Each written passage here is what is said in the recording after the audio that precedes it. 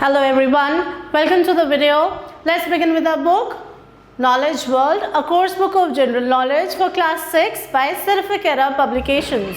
Hello everyone, let's begin with the new chapter today. That is chapter number 39, Language and Literature.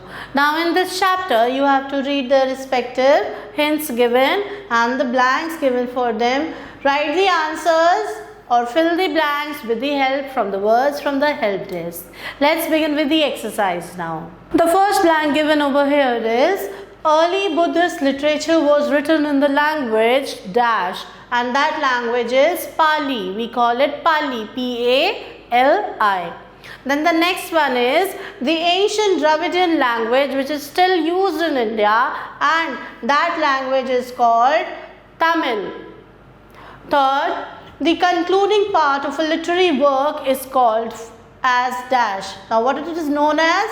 It is known as an epilogue. Then fourth, the poem of 14 lines is called a dash, and the answer is sonnet. Next, a verse of loose and irregular meter is called dash, and the answer is doggerel.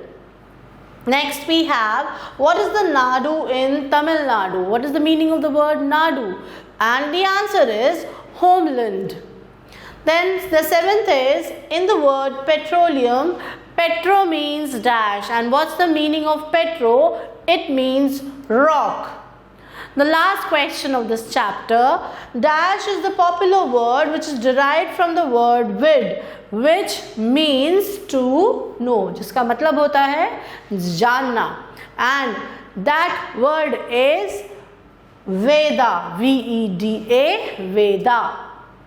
Let's now move further to the quick fact. The quick fact says that Dravidian language like Tamil, Telugu, Kannada and Malayalam, they are spoken in the southern India.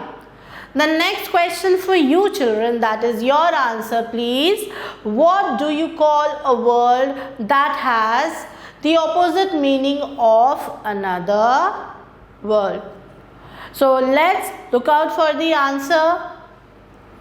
Ask your parents, ask the Google, take help from your elders and write the answer here below. Thank you everyone for watching the video. Stay tuned till the next video. Till then, take care and goodbye.